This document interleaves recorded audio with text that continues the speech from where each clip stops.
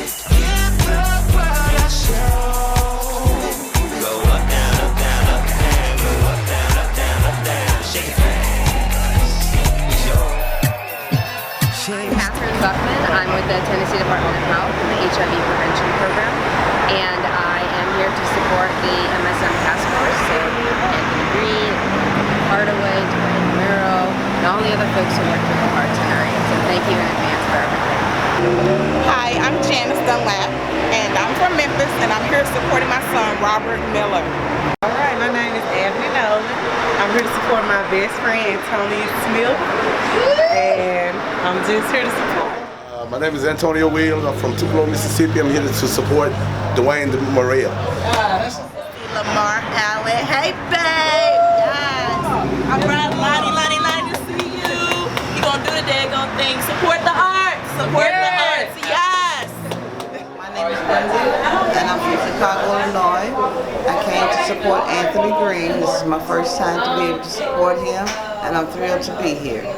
I love my nephew, and when he do it all the way, and I'm proud of him. I'm Brandon. I'm from Memphis, and I'm here to support Aubrey Williams. I'm from California. I don't know nothing. They drugged me here, so I'm excited to see the redemption. We shout out Jalen. We shout out to you, Jalen. To see and support Dwayne Morrell. And based on what I've read, I think the play is about these different stories about living and being black and in the LGBTQ community and their experiences and struggles and overcoming. So I'm excited to learn more, find out, more about these stories and how I can support. Black box represents the type of theater it is. I mean, like not a lot of no sets, not a lot of props, real simple. But black box also represents the constrained narrative that typical black, even gay stories are told in, and how we're trying to break from that box. So it has like a double meaning. Basically, first I do community outreach work at Methodist Lavender, and I'm trying to branch out and start my own nonprofit called Cagedbirds, where we'll be doing more activities such as this that gets the LGBT voice out and empowers and affirms these types of stories that we don't regularly get to hear. I partner with the Page, people from where I work at Community HIV, at Lavender, from Friends for Life, just to make tonight happen. So I hope you guys enjoy. Sit back and enjoy the Black Box. It's been in my blood to write this for a long time. I was put out of the house when I was in high school. My high school came out for me. I was extremely popular, so they wanted to find that one thing to basically put me into the closet. Last year I was homeless and I had to go back to my mom's house, and she put me out again. So it was extremely traumatic, and it was a very dark space. So I wrote it to get out of that space, of course, but to also make sure that people who go through the same situation or similar situations, they have something that they can hold on to and say that, this is a real situation, this is real life. My truth is that I'm going to be myself. Self-expression is who I am. Self-identity is who I am. Spirituality is who I am. But we have our own walk, we have our own journey, and that we shouldn't be putting those perceptions and hanging those over anyone's head. So my whole thing about this is to be yourself. Really be yourself, wholeheartedly. We are all individuals, so everyone's going to be different, and everybody has a facet that they add to this picture, our community. So everyone should be themselves.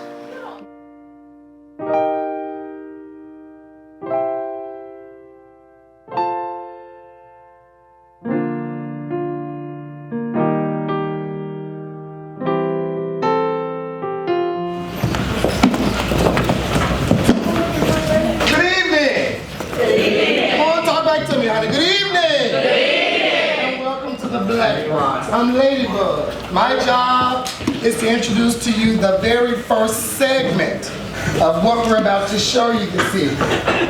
It is entitled The Hangers. The hanger is a saved, sanctified, spirit-filled, Bible-toting, speaking in tongues, scripture quoting, hallelujah singing, y'all hear anything else? Saved, sanctified, filled with the Holy Ghost family. And if you know anything about the black family on Sunday mornings, it is a ritual to get ready for church. Amen? Amen. Amen. All right.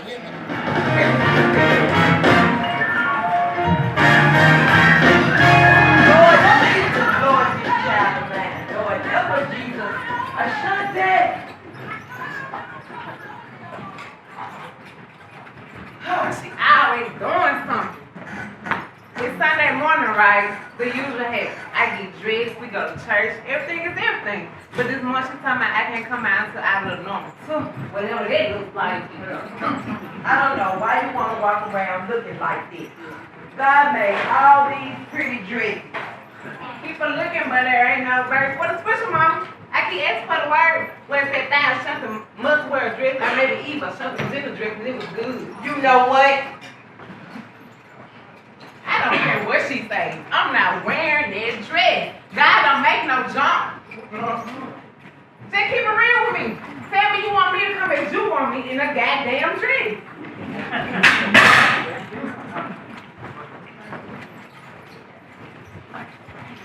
Your day's gonna be real short talking to me like this. How you gonna say you don't even like something you ain't even tried yet? Easy. Where you going, little boy? Get out. Huh? Did you hear me say you want to play dress up somewhere else? Shut up, punk. Oh no, not name calling. Mom did say you were a little fun girl. Anyway, you still cross-dressing like she said you would. No, Mama, she said she's still not changed. No, I'm not changed. I'm not wearing that damn dress. So, come back here.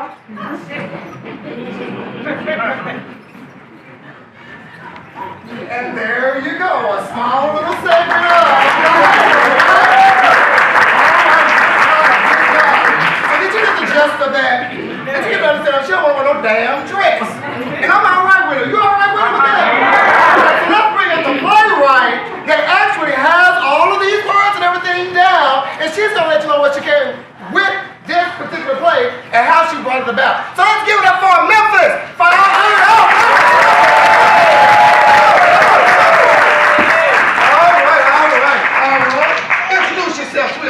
Well, my name is Taria Person, and I am a graduate from the University of Tennessee in Knoxville. I'm from Nashville, Tennessee, by way of Knoxville, Tennessee. All right. This is fantastic. You just gave us a little glimpse of it tonight, right? Yes. So I've been hearing through Anthony Green and everything that you're probably going to bring the entire production to the city of Memphis in 2018, correct?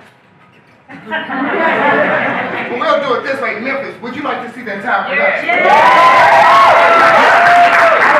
we're going to do is we're going to see the first one real quick again. Come on out. That mean mama, that was just mean mama.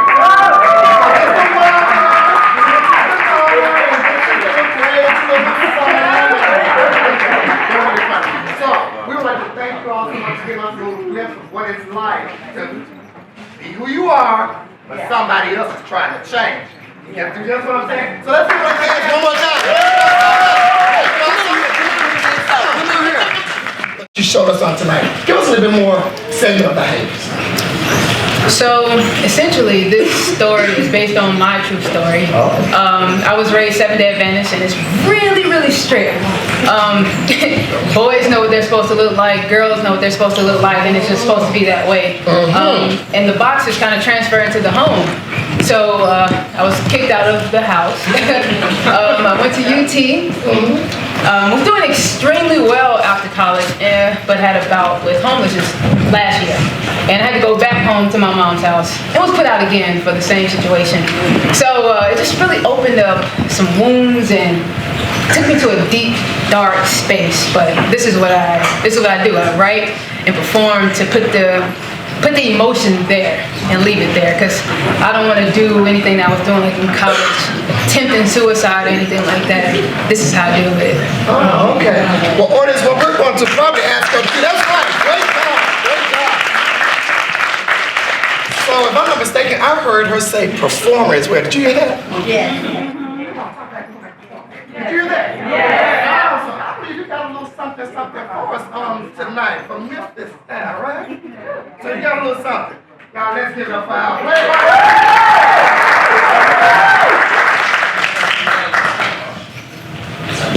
I guess I should introduce this poem. I'll let y'all know. This poem is entitled Mother, and this is for my mom.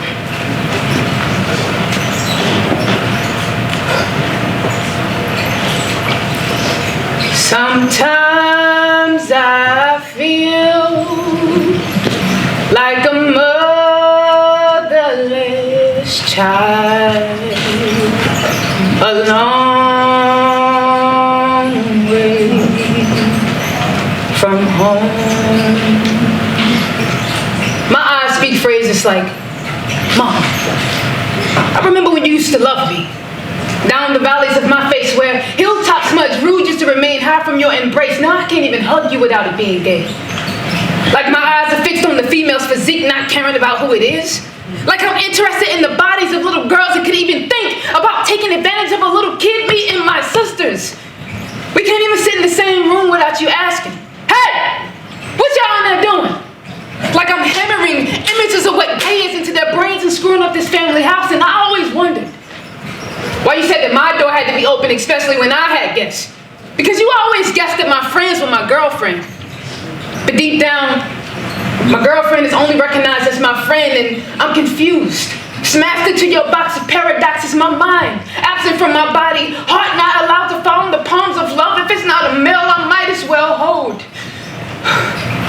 my breath and pass out of these tests that I never get a good job, excellent, or a sticker on, just a reminder that you need a man. I don't care if he's no good, beats on you as long as you put this stick on her. Me.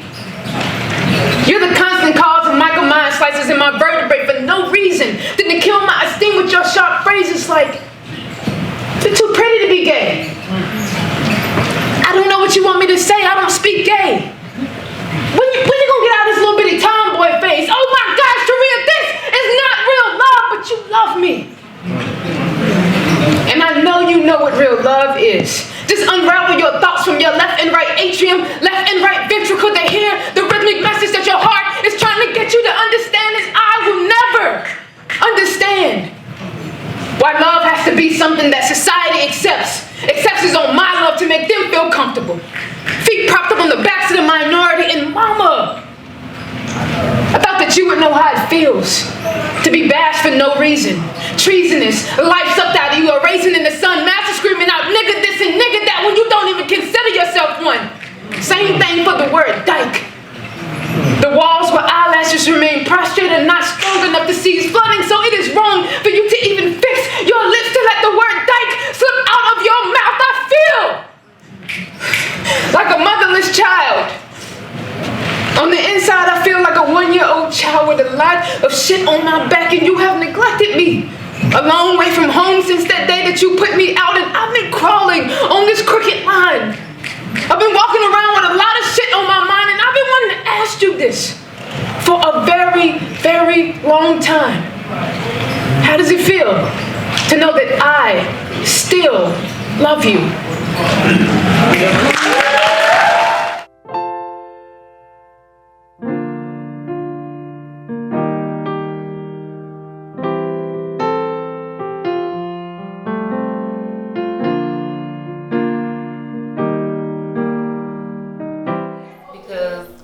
For years I've been judged, not in the same way, but I have been judged by my family. Well, we have to be heard. Everyone has to be heard. When you're not being heard, you know, it's hard for you to heal. When you're not being heard, you go internal. And this may not be for everyone, but me in particular and people that have been around, if you're not being heard, you're going internal. That means you're going in your mind, you're going in your spirit, you know, you're going in places where you may think that other people can see or to see what issues you're going through, but not all the time. And I mean, just by listening, you're able to take those stories and actually, when you're saying them, you're actually able to heal from. Every time you speak, you're telling your to play the hangers. I think the number one thing that we would like to let people know is that clothing does not make a person or an individual. Clothing is just the form that we like to use is drag. And in this particular play, it is telling you that a dress don't make me a female, just like pants doesn't make me a male. That's the number one thing. And the actual star of the show is going to show us that through her family, and it's also the religious piece that comes out of it, that people automatically feel and believe that if I told my Bible, if I quote scriptures, that's going to make me the greatest Christian in the world, and everything around me is supposed to fall into place, which is totally opposite of that. But for this particular play, it's set on a Sunday morning where we know as a community is a ritual.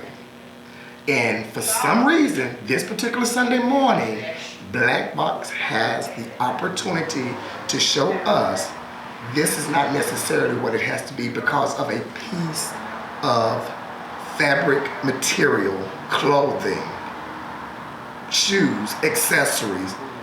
But for some reason, this particular Sunday morning, all of this has exploded. Families of color will definitely be able to identify it, and I'm waiting to hear the stories that come behind it once you see. Now, it's a short play, but it's extremely powerful because just in those couple of minutes, I guarantee it's a conversation piece, probably even a conference, Miss Playwright, the master Mr. Playwright. It's probably actually a conference that will actually come out of just that one particular segment of the show.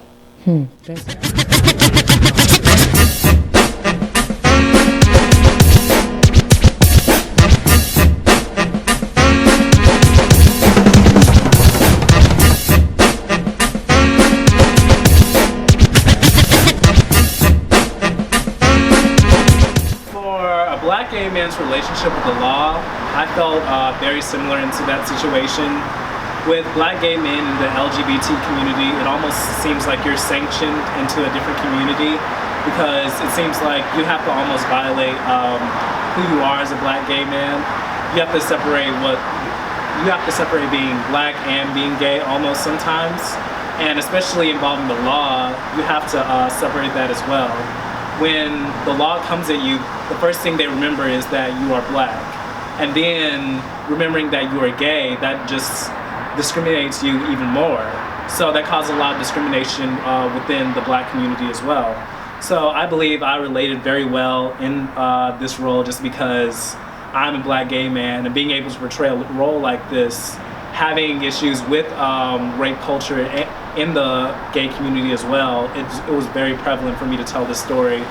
It was a role that was very scared to do. Originally, I was the person who was the rapist, and then I had to switch around and become the person who was getting raped. So I had to mentally prepare for all that. Gay man's relationship with the law, that's the one that is the most intimate to me. It's inspired by a true story. It is all of my encounters with the law as being a black gay man put to dance and poetry together, and then they kind of combine together to tell the story. Good evening. The next piece that you're about to consume is a dance narrative composition, and it chronicles the life of a young gay black male in 4 different stages with his dealings with the Memphis Police Department. It is choreographed and directed by myself, and it is written by Anthony Green, and it stars the multi-talented Jalen McCraven. I'm very proud of them both, and you will be too. So please sit back, relax, and immerse yourself within the black gay man's relationship with the law. Scene 1, age 4, flashback. My memory was born in the back of a 91 Honda. I was 4 years old.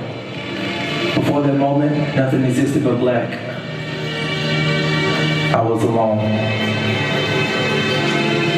My father deserted the car and me to escape into the night.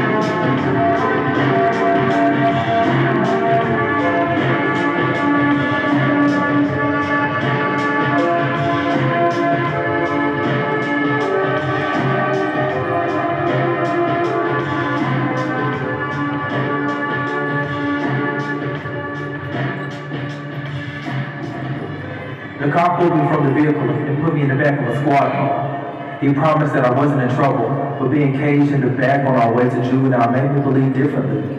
Although he tried to keep his tone even, I could tell I was an inconvenience for him. My existence meant more paperwork, even though his suspect got away.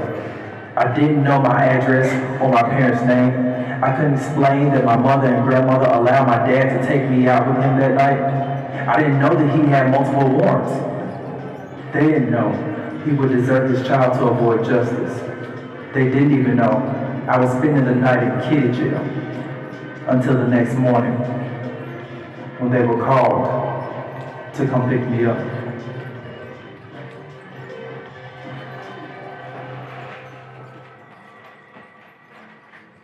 Scene 2, age 14, shoplifting. Slop on my knob, like corn on the cob. Check in with me, and do your job. Lay on the bed, and give me head. Don't have to ask, don't have to beg. Juicy is my name, sex is my game. Let's call the boys, let's run a train. Squeeze on my nuts, lick on my butt. The natural curly hair is back. Please don't touch. First find a mate, second find a place. Third find a bag, to have a whole face. Real name Brewer, I said it been. 10 years later, I ended up just like my father. While he was now serving life in maximum security for homicide, I was being escorted to the back room behind the layaway at Walmart for shoplifting. All the respectable customers stopped, enjoying their rollback low prices to gawk at my delinquent walk of shame down aisle 9. I held my head high knowing I had only been caught for doing something I see my friends and cousins do for years. Swiping candy bars, Pokemon cards, loose change, or whatever we wanted. Children of low-income households learn very quickly that if you want something, you gotta take it. Nobody's gonna give you anything. So that's how the assistant manager ended up grabbing me as I attempted to walk out of the supercenter with the new B2K CD in my jacket. I was completely in love with the lead singer of this particular boy band. My gay teenage hormones had me convinced that I had to have this album. And because I had been too ashamed to ask for it and I couldn't pay for it, this was the only way. I was aware that taking things that didn't belong to me wasn't right, but what I needed was Carl Winslow from Family Matters or Uncle Phil from the Fresh Prince of Bel-Air to sit me down and give me a stern talking to and explain to me that what I was doing was wrong. But what I got was an officer from the Memphis Police Department repeatedly slamming and beating me because I refused to give him my mother's name and number.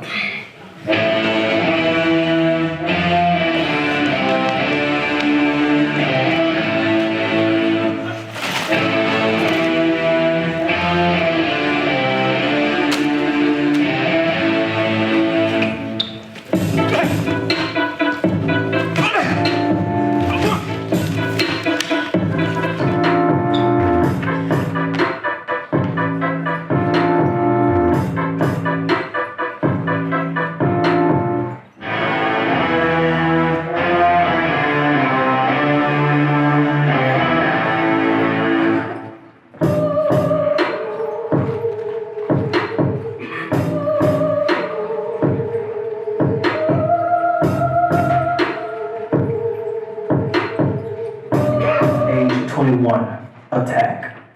Around age 21, I found myself in a busy police station across from an uninterested cop who scribbled down most of what I said. In between my pauses, he kept repeatedly clicking his pen, and that was making me even more anxious because somehow I found the ability to utter the words out loud that I hadn't even said to myself yet. I was raped.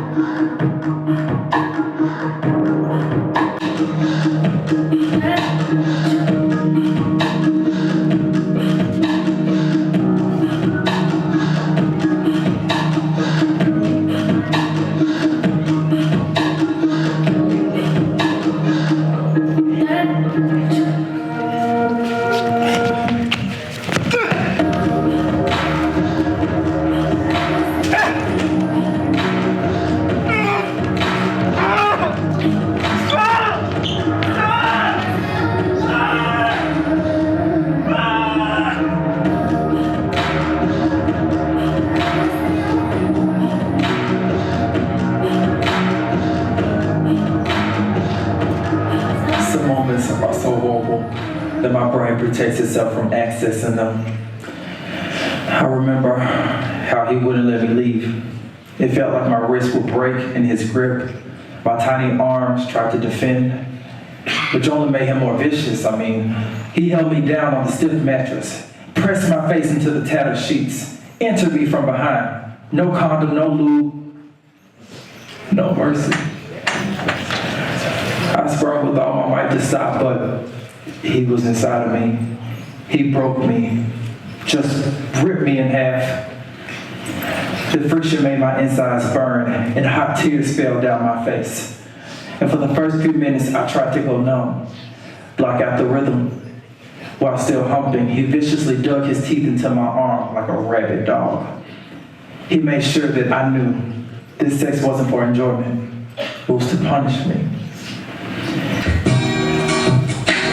Yeah, I was trying to steal your love. Never really had luck, couldn't never figure out how to love.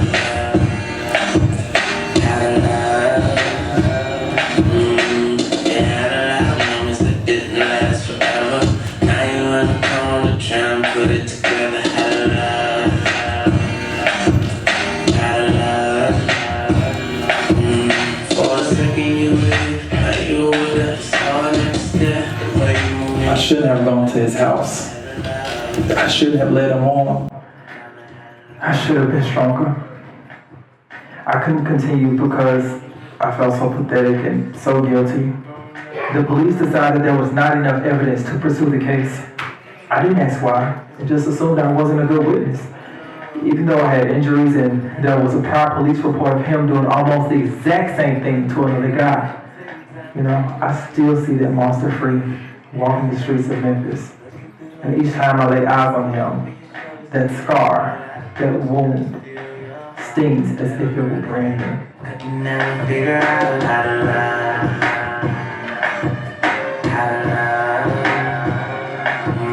So yeah, a lot of moments that didn't last. Scene 4, present day, resolve. I was finally on a path to finding some real joy. My bills were paid, I had career plans, and I even had a savings account. I was winning. On this particular night, I had 30 minutes between my Monday class and my part-time job. So I went to get something to eat. I was pulling out of this local burger joint with what would be my dinner when flashes of blue filled my rearview mirror. So I parked my car in a nearby parking lot and rolled down my window. I noticed the officer was middle-aged, he was African-American, and he walked over to the driver's side. I said, "What is it that you want?" He said, "I stopped to tell you that you forgot to cut your headlights on." I said, "And you had nothing better to do in this neighborhood?" "License and registration." He scribbled something onto his little pad, and the click-click that came from him afterwards made my body temperature rise. So I was handing him the required document. He kept a side eye on me as he went to his squad car to write the ticket. My leg wouldn't stop shaking, and the adrenaline was making it hard for me to remain seated. I was about to Hulk out. Every time I tried to live my life, the boys in blue made it difficult for me. I was sick of it, and this cop was gonna hear it today. Even though I was on probation, I jumped out my vehicle like a mad, gay, black man. "Get back in the car, sir." "Go ahead, shoot me. It doesn't even fucking matter anymore. I'm a criminal, right?"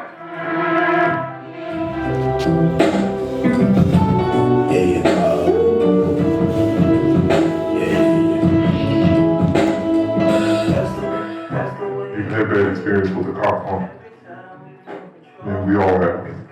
Just remember that all police officers aren't the same. Same way you showed me. Not my head, don't close my eyes. Halfway on a slow move. It's the same way you showed me. If you could fly, then you feel south. Up north, getting cold soon. The way it is, we're romance. You'll find someone I hold true. Keep it cool when it's still alive. Won't let you down when it's all ruined. Just the same way you showed me. Showed me. You should be loved. Glorify.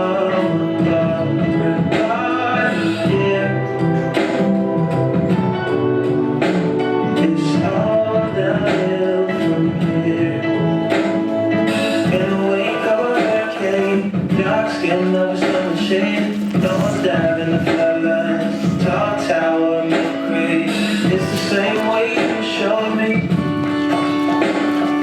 Cannonball off the porch side. Older kids trying off the roof. Just the same way you showed me. You were sure if you could die, come back to life. Up for air from the swimming pool. You kneel down to the dry land. Kiss the earth that grew up you. Gave you two just to stay alive. Make it up when the sun is rolling. That's the same way you showed me. You showed it now.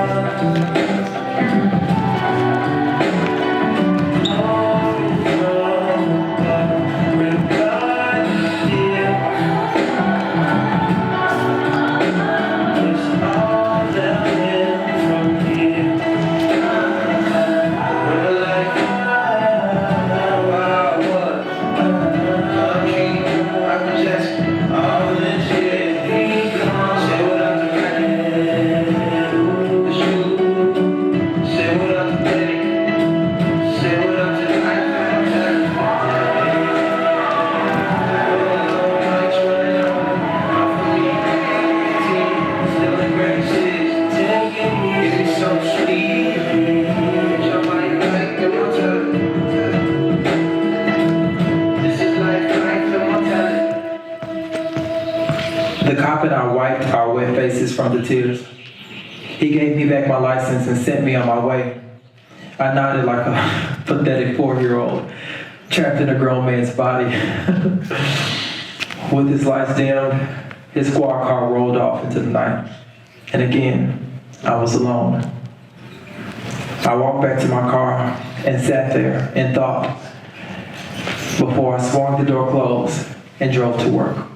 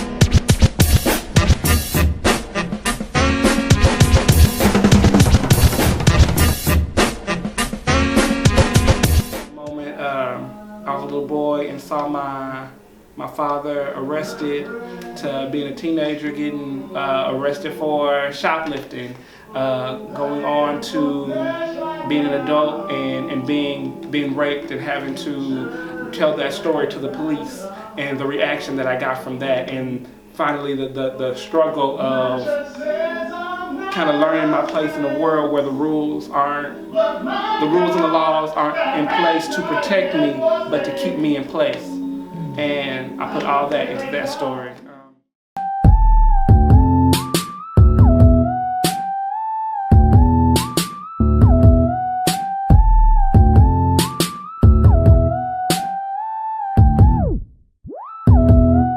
Is written by Brandon Riley and Anthony Green. The collaboration turned out to be a script that's pretty phenomenal and comical, but it definitely has a lot of truth about the black gay male's perspective and them being self-validated. Also, you know, sometimes the eerie part of seeing themselves in comparison to how the world sees them. So. Hey everyone. Hi, my name is Dwayne Morrell, and I directed this next piece that you're gonna definitely enjoy. This is a dramatic comedy. It's written by Brandon Riley of Tempe, Arizona, and also our very own Anthony Green here in Memphis, Tennessee. And the two stars in this play is gonna be Some Serious the Flame and Aubrey Williams. So give it up for the Queen and me.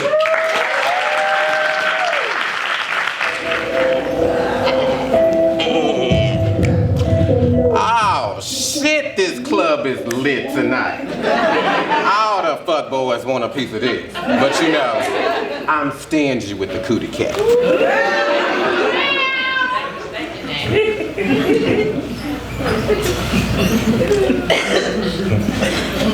Post. Tweet. Unfriend this bitch. Block. Mirror, mirror on the wall, who's the most bad and bougie of them all? Baby, not your shallow. Mirror, can you be more shallow? Who the hell are you?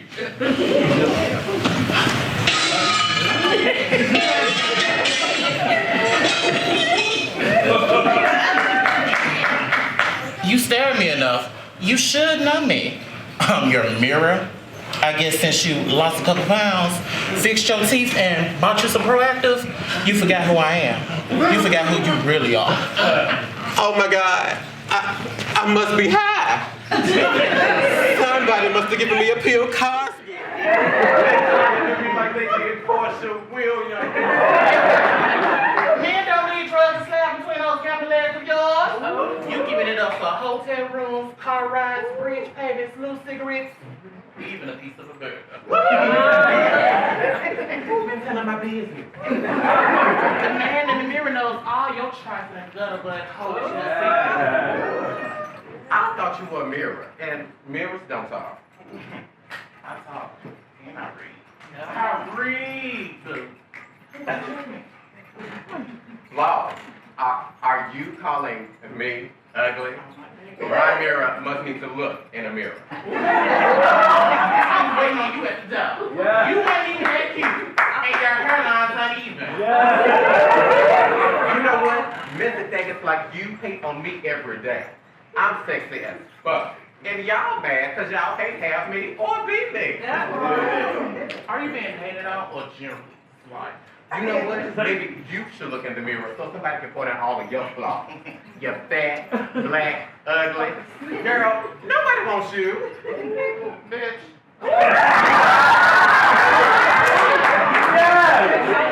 Don't mind shame me, baby.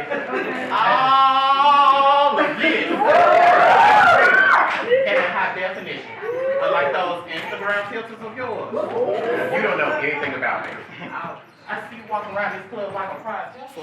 Sending dick and ass pictures so somebody can like and validate you. I don't send those pics because any man can have me. I'm letting these girls know what hard work can do. I worked hard on all of this. And I'm a quality man who knows my worth, girl. Honey, what are you trying to prove? Just admit that you like the attention that these men give you because you ain't fat, ugly, thin, and black anymore. You know what? You're trying to get to me, but you're not. You come to these clubs because you don't want to be home alone. You seek out empty-ass friendships with empty-ass people who don't give a fuck about you. You sleep with men you don't even know, just so you don't even realize how unhappy you really are. Wait a minute, bitch. So my mirror is a 32. I'm not saying this just to hurt you, baby. Mirrors are real harsh and unforgiving. They show you for who you really are. Everyone's mirror has a lesson to teach them. You can't be looking for real love and acceptance in hollow places. It comes from the inside, not for being looked up at or looking in the mirror.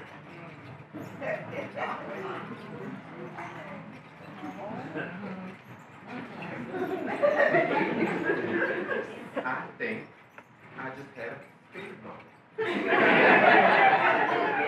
Hashtag. Mirror fixed my life.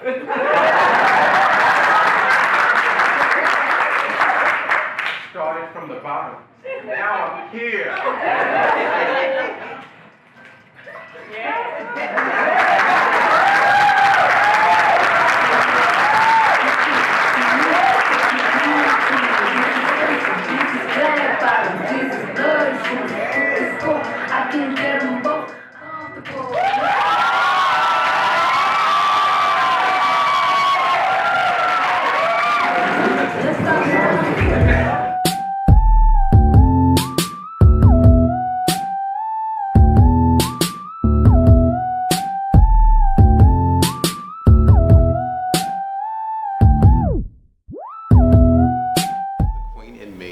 play Jarvis, and I am a self-absorbed, confident, cocky, arrogant, young gay in a club who gets visited by his reflection and red. There are so many different experiences being a gay black male, black lesbian, a black transgender person. There's so many different experiences. So just to walk away with, I don't know, knowing or gaining some kind of insight on how someone else from across town from you feels and why they feel this way and how they got this way, I think that's important. One of my pieces I played in the play called Queen and Me, I played the mirror. I was playing like this past version of this guy who basically lost himself and was too much into himself. Basically kind of reminding him in a basic shady way or whatever, kind of reminding him where he came from.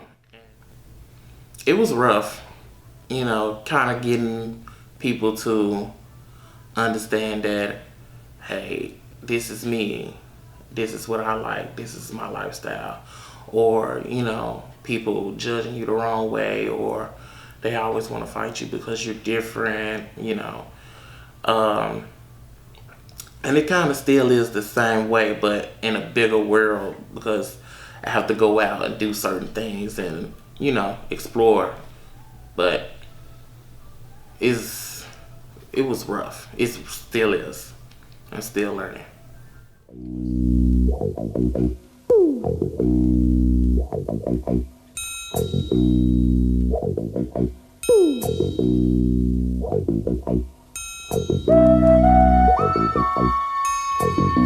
I was closed-minded because I didn't think that people accepted or tolerated as much as they did, and that the people who were living it and experiencing had to deal with so much rejection and opposition.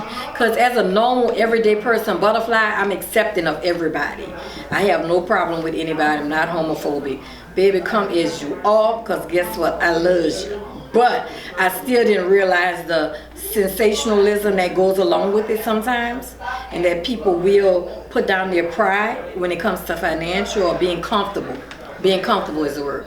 So that people will tolerate a lot of things. So I just think that overall, no matter who you are, that you should be accepted for the lifestyle or alternative lifestyle, whatever they want to call it, that you live. And just everybody should live good, because I'm living well. I've reached the end of the first act. This is the last show. The next play is Mother to Son. I wrote this piece. It is starring Ellen Butterfly Allen. It is starring Jatavius Haynes.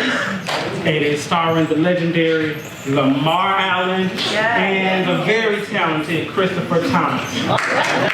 Enjoy. The open bathroom, wondering what the two of them were plotting this morning. For the last 2 years, my husband had been instilling his own personal drive into the boy. Jamie adored the new man in our lives. Times could have been hard for Jamie, who came out as gay so young.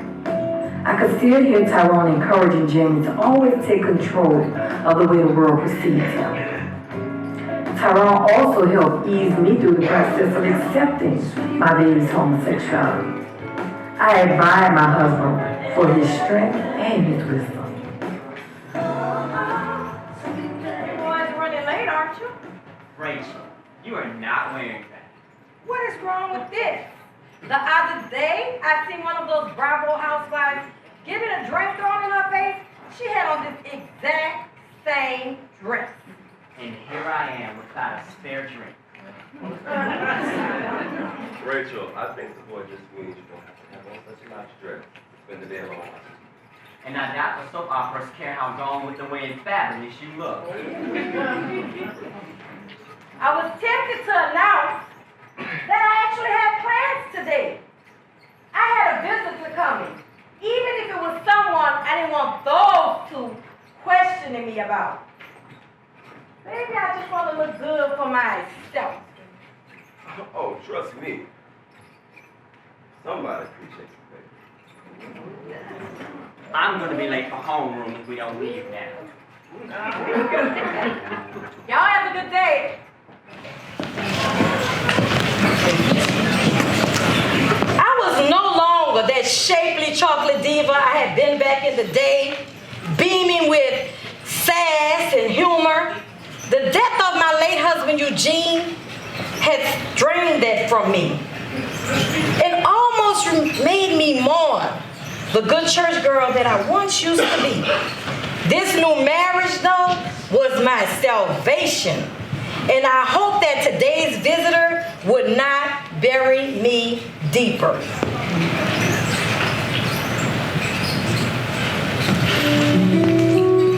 For years, I envisioned how this moment would go. I'd hold his hand, but I would not squeeze. A gesture that communicated, I'm there for you emotionally, but not romantically.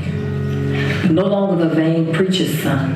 The man before me was an overworked, slightly overweight doctor who wore sweatsuits on his off days and proudly displayed his receding hairline. Back in high school, I took pride in distancing myself from Eddie's playboy ways. Instead, I felt hard for his best friend, my Eugene. I secretly envied Eugene's purity, and his love allowed me to pretend I possessed a piece of it. So I was able to resist the charm of Eddie O'Neill, except for that one night. So you've been back in Memphis for months now, and I haven't once invited you over. Some people would have taken the hint. You know, I'm not very good at hints. You're not very good at a lot of things. Whoa. Rachel, I noticed since Eugene's funeral, you barely looked at me. And I figured I would be something you won't forget. I didn't want to do that to you. Until today. Jamie came into my office. Oh, so your practice makes a habit of seeing minors without their parents' permission? No, don't be mad. I couldn't turn him away. He was suffering from some acute rectal trauma. Nothing major, but some other things did alarm me. Rectal trauma. Spare me the biological details. Yes, my son is gay. That's the reason I kept him away from all that religious judgment and those church nuts that we grew up with. Rachel, I think your husband is molesting Jamie. I asked him straight out. He never gave me a direct answer, but he started playing with his fingers. You know, every time he did as a child when he tried to lie. So that's all that you have to come up in here making accusations? Some memory of a child that you haven't seen in years? I wouldn't say it if it wasn't something in my spirit tells me. Eddie, I think you should leave. You can't look into that boy's eye and not see what I see. A real parent should know. You are not his parent. And Tyrone has been doing a wonderful job of helping me raise my son ever since your friend put a gun in his own mouth. So please, respect the only father that my child has left. You know me. You know what type of man I am, for better or for worse. And I hope it'll be enough for you to at least hear me out. Fine. I see you're not ready to have an adult conversation, but this ain't over.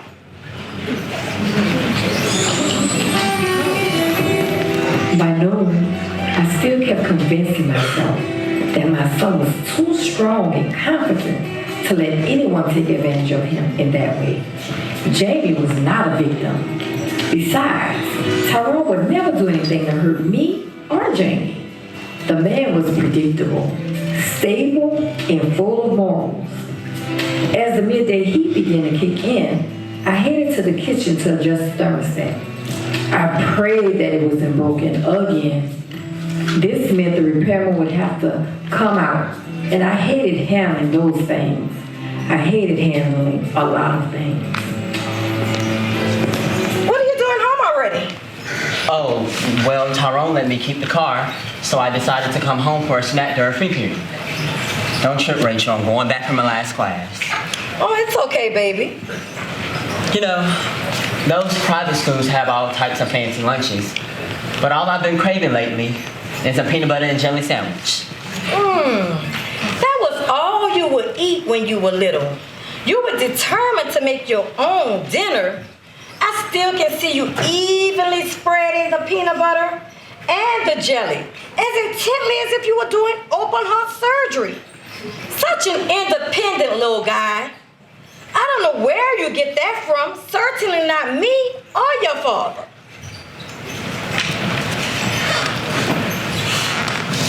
It's crazy how differently the both of us remember things.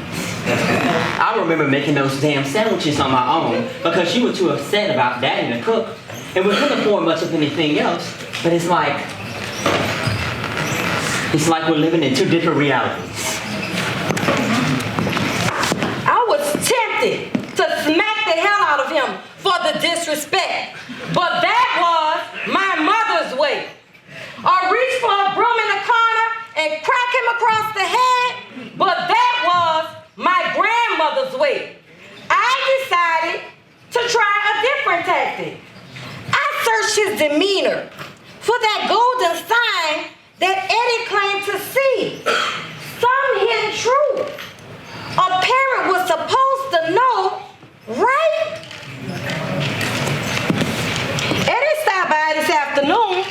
The two of us hadn't seen each other in forever. He called out of the blue, practically demanded that we have lunch together. Really? What did you two talk about? We talked about you. Is that something you need to tell me? Not a thing. Uncle Eddie is in love with you. He'll say anything to make Tyrone look bad. He was practically interrogating me in that fucking office. So tell me he's wrong. Rachel, don't ask me questions that you really don't want the answer to. Because if I were to answer, then this magical existence where you can remember things the way you do, and where I can see them the way that they really were, just won't be possible. And I don't think we can really handle that. Oh my God! I let this monster into our house! Don't be dramatic, Tyrone isn't a monster. No grown man has any business putting his hands on you. Not even if I begged him to. I've seen how unhappy you made him. I remember how unhappy you made Dad. So you really want to lose him too? I promise you, if you make Tyrone leave us, I will hate you forever.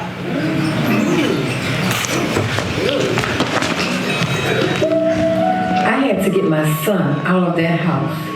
I choked down my tears for too long. I had been too free with my tears. If I felt it, then I would just let them flow. Why couldn't I finally do marriage right? For the last 5 years, Eugene's dad haunted me. I'd replay conversations we'd had, wondering how I could have convinced him to do things differently. Now I found myself doing the exact same thing with my son. I brought home dinner. I know you don't like cooking, but you hate going out. See? I do listen sometimes. Where's Jamie? He's spending the evening at a friend's. We decided that it would be best so that you and I could have this time alone. You decided? It's almost as if the two of you don't even need me here. I was hoping we'd be able to approach this thing with some type of tact. You and I haven't been good for a while now, Rachel. So you go out and you have an affair with a woman or a man for all that I care, but you don't touch my son. Wow. You seem so comfortable with the idea of me going out and having an affair. Eugene was the love of your life. Yes, you love my touch, but you don't crave my presence or desire to share your secrets with me. You save all that for Eugene's ghost. So in an attempt to punish me for not loving you the way that you think you should be loved, you raped my son? Now wait. Let's not throw around labels like rape. Why not? That's what the police will call it. Rape minor statutory.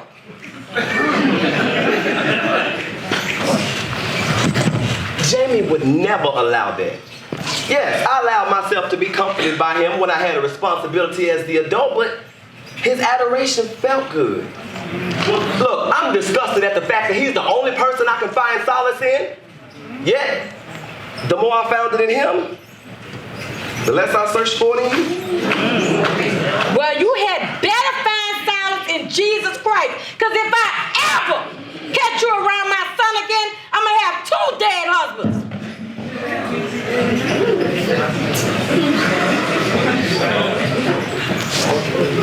Try to keep your food on your plate.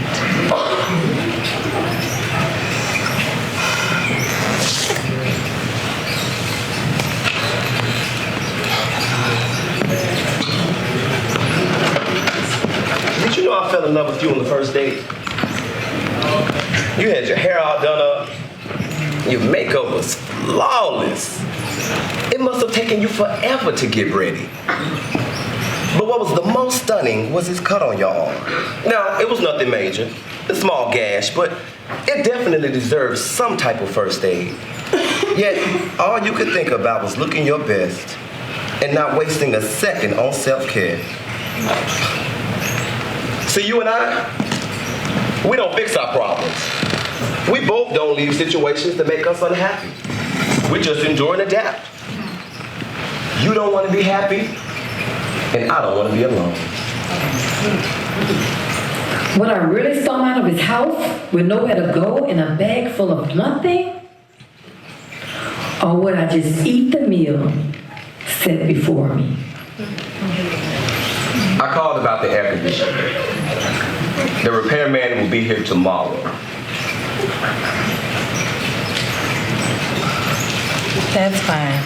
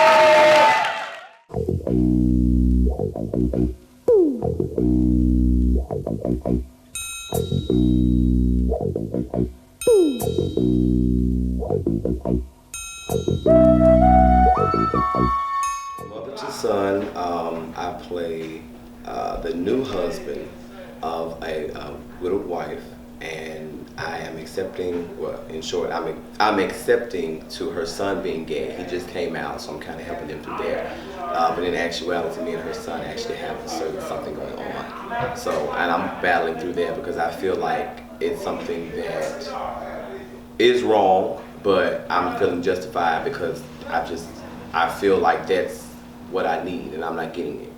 So. To reiterate on what I just said, you can't judge a book by its cover. A lot of people, especially heterosexual people, they feel like homosexual is just that. If you're gay, it puts you, it's a stigma. They put you in one category and they don't really want to look deeper into it. It's all kind of straight people. It's a lot of different types of heterosexual people. So it's a lot of different types of gay people. It's a variety. Everybody's not a flaming homosexual.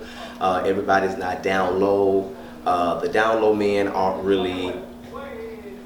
It's different types of down. It's basically different variations of homosexual people. So don't walk out thinking, oh, okay, everybody's gay, so everybody's in the same category. It's not. You can have everybody that's a flaming homosexual, everybody that's a down low man, everybody that's a church queen. We all have our own battles. So we don't really need that outside world coming against us as well. We already have enough going on. We have our own demons to fight with. So just understanding, basically. Leave with more insight. During this play, and so happened I have a history with the mother in the play, and some things occur in the play that I'm alerted by, and I try my best without giving a big reaction to, try to explain what's happening and what's going on in my opinion and how I feel about it. To the youth of today is find the right time and the right place to be who you are.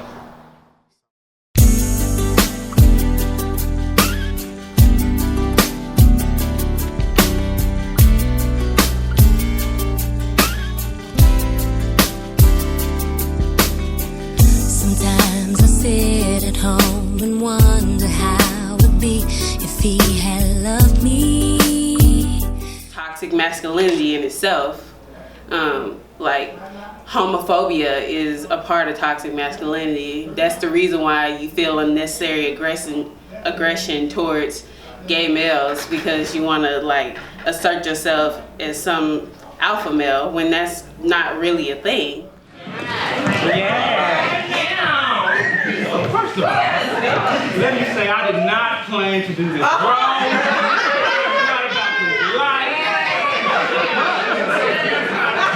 Last minute casting table, how much you got? I thought that this story was too important, like not to do.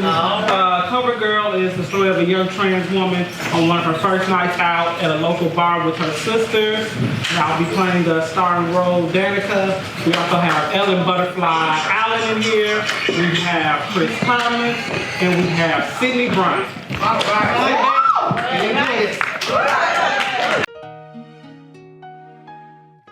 I always believed in the power of makeup. It granted me the ability to erase God's errors to create perfection. That night, I peered into my cup of cranberry kiss vodka before applying a touch-up, an unnecessary task, under the low lights illuminating the tobacco smoke that crept through the crowded bar like lost souls. You ever heard of Dorothy Dandridge? Well, she was a black actress back when there was no pride to be black or female. Yet, if you watch her old movies, she had this unshakable sense of pride and dignity, the epitome of a lady. See, today our little black girls are starving for role models like that, but are force-fed these reality TV bitches and glamorized Twitter whores. Yeah, I saw her in Carmen Jones. Good movie. Don't front like you've seen Carmen Jones. I saw Carmen Jones. My grandmother didn't have cable, so she made me watch old movies on VHS. Hell, besides, Carmen Jones is about the fall of a man by the hands of a beautiful woman. It's the story of my life. So why wouldn't one woman have that role model? Let me stumping on me in hard bars. Well, it's not like little black boys have the best role models either. Eventually, we have to take control of our own destiny. See, that's why I've got a career plan. First, I'm gonna break out in one of those modeling competition shows. Then, I'll get one of those entertainment news shows. And then finally, I'll retire with my own talk show. Yeah, it sounds like a Monday night lineup than a career plan. Well, it's going to happen. Oh, I believe it will. You smart. You're beautiful. And the epitome of a lady. As I stared deep into his dark eyes, his gaze met mine. Since birth, my left pupil had been green and the other one brown. A rare genetic trait I assumed I got from my father, whoever the hell he was. As Lucky got lost in my eyes, I refused to get lost in him. I excused myself because I didn't want Lucky to remember who I was or realize that I was born a man.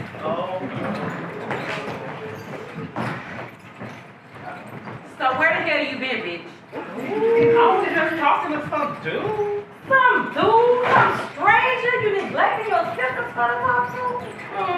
Well, Mama always said that everybody is a stranger until you get to know them. Bitch, she was only flirting with the man, damn.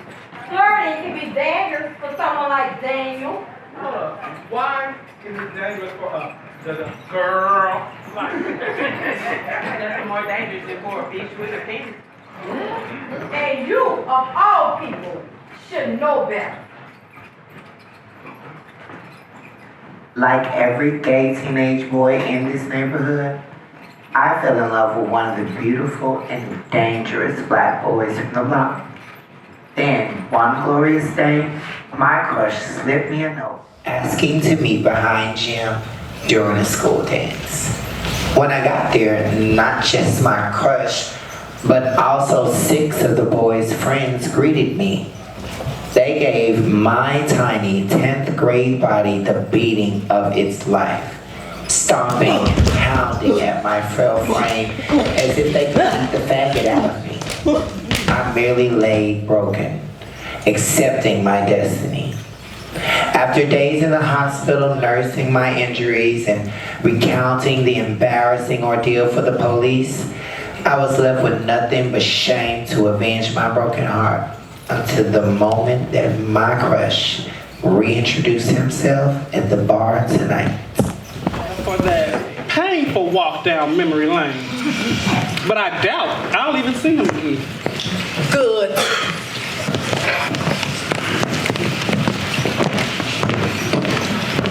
So, bitch. Felicia's memory might be foggy, but I know exactly who that boy is. That's the same motherfucker who put his hands on you back in high school. Yeah, that's lucky. He thinks I'm beautiful now. Sis, don't be a dumb bitch. Me and the bars will love you in a matter of minutes. You can waste your life trying to live in those minutes. You haven't been a woman long enough to understand just how fleeting that type of attention is. I've been messing with men my whole life. This ain't my first time at the rodeo. Yeah, you are a regular cowboy, but how many bucks tossed you in the dirt with only a wet ass and a broken heart? I watched man after man tear you apart until you finally broke down and became a woman. Trust me, being female isn't as glamorous as you think. Well, your life isn't exactly a romantic comedy either. Let's not forget about the slashed tires, busted windows, cracked skulls that you've left around this city every time your heart gets broken. That's because I'm not a victim. I refuse to respect somebody that won't fight back. If you kill my dog, you better hide the cat. Well, I've moved on. I mean, what good would opening up old wounds do? Bitch, you better break his bitch ass. Steal his manhood the same way he took yours behind that gym. Yeah, 2 wrongs don't make it right, but neither does one. Revenge may seem petty by the light of day, but on some nights, that bitch may become justice. Tonight might just be one of those nights.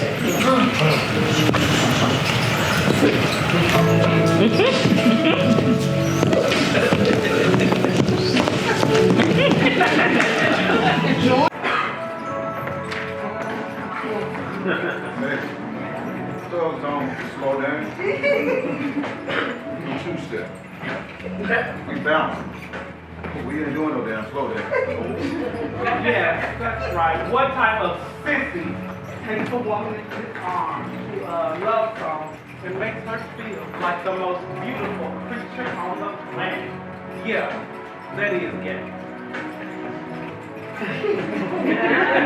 Right there. Y'all do that with girl. This is 32. Tell me something real. All I've got is all night have been lying. I've been 100 with you all night, right? Stop accepting this.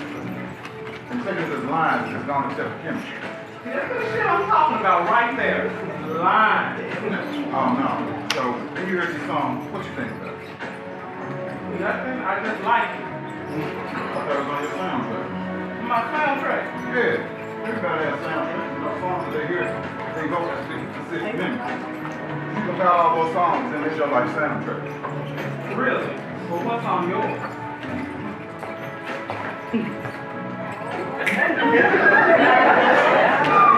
Everything's live. Not gonna cry. Playing. We took my dad away. My grandma always played shot song when she made breakfast. And Lauren Hill was playing somewhere in the background. Today, first day out there. Damn, all your memories involve the police. You say you want something real, y'all shouldn't have heard that. I'm gonna get you the deep for you. Well, actually, I used to dance to this song back when I was little.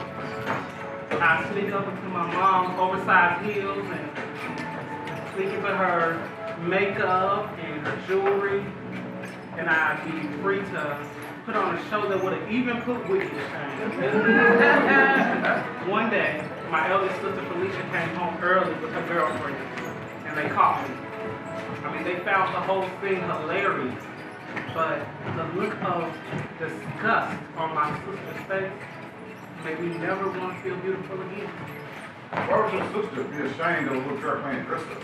The story is over. You running your ass off for me. Let's see, which one turn into a pumpkin or something? Hey, you don't know what I might turn into.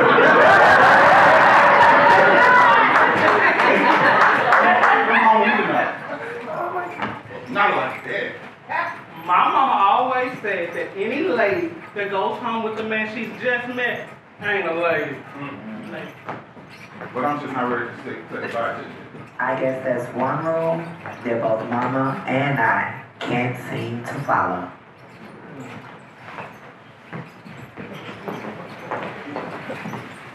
So, you can ride back to Germantown by yourself. I'm going home with friends. Hell no! You going home with that man? Dare you? I didn't spend all my money on them damn pills for you to go from bending over for every man you meet to laying on your back. Careful, you might say something offensive. I thought transitioning, but it's still some sense of pride in you. Apparently, those home arms aren't even good enough for you to get a real job or go back to school. Look, smart women don't get comfortable with men in bars. They don't go home with them, and they don't meet them behind school buildings. Well, like you said, I should know better than anybody. So even as a male, I was always vulnerable. Look, Mama was a hoe. And hoes will say anything to excuse their hoe behavior. You don't know how vulnerable it is for a man to be alone with a woman.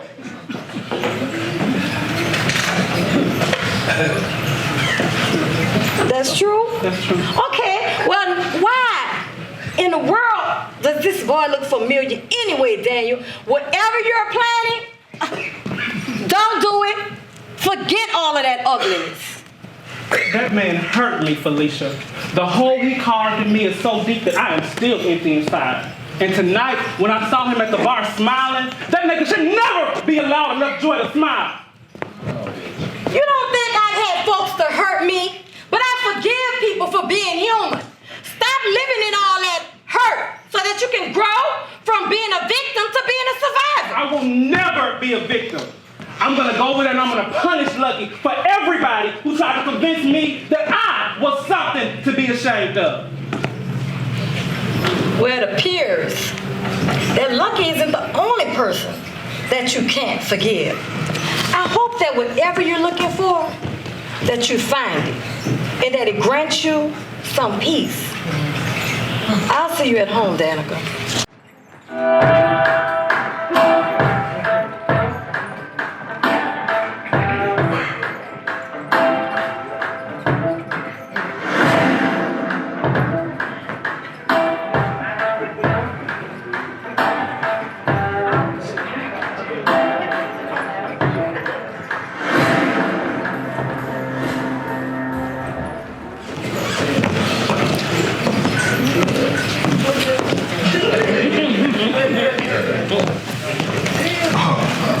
Sorry for the mess.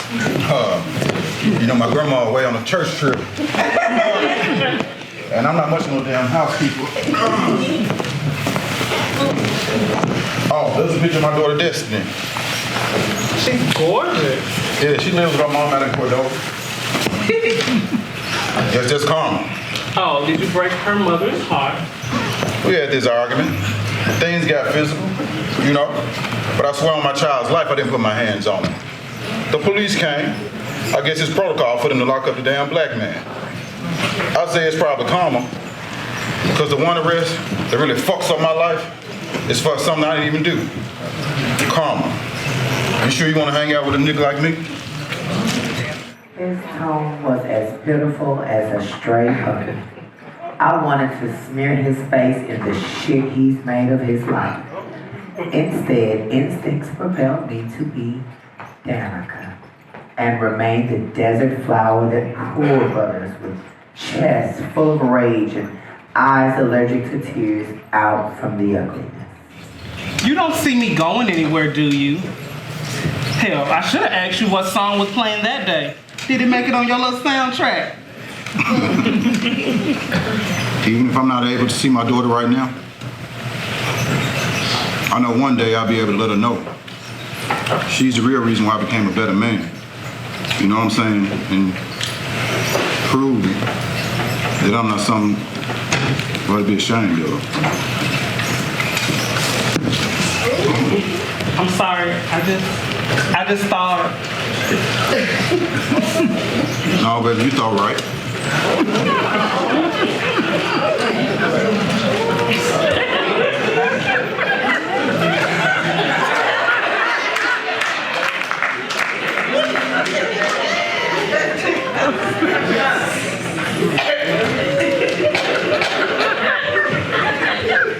I admired the majesty of uneven tones, age cracks, and unshaven scruff.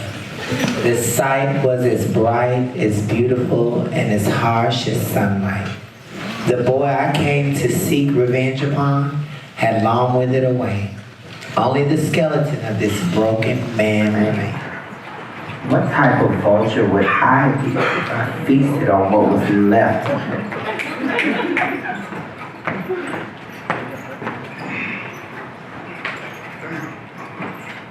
What are you speaking on to, woman? I gotta go. Hold up. I'll drive you. No, Jay. I'll take an Uber. Last night was nice. Well, why are you running away? I'll call you. Dangerously in Love. What? Dangerously in Love by Beyonce. It was playing tonight at the gym, at the dance, when me and my boys tricked this little skinny gay kid and beat the hell out of him.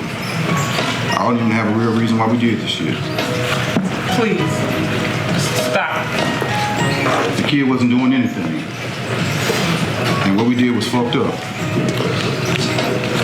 His eyes looking up at me, begging me for me some type of mercy, has haunted me at every low point of my life. One I was green, and one I was brown. You never forget a hair like that. It's okay. Just promise me I'll get that call done.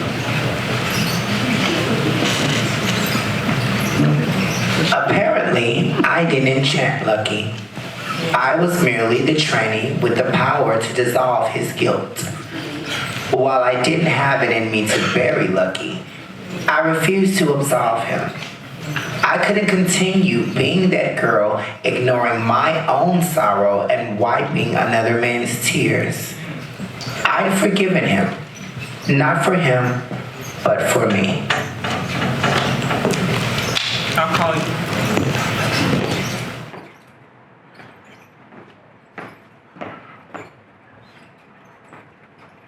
The type of anger that Lucky and I grew up in, harbored, and somehow survived, could never truly die, but it could be laid to rest.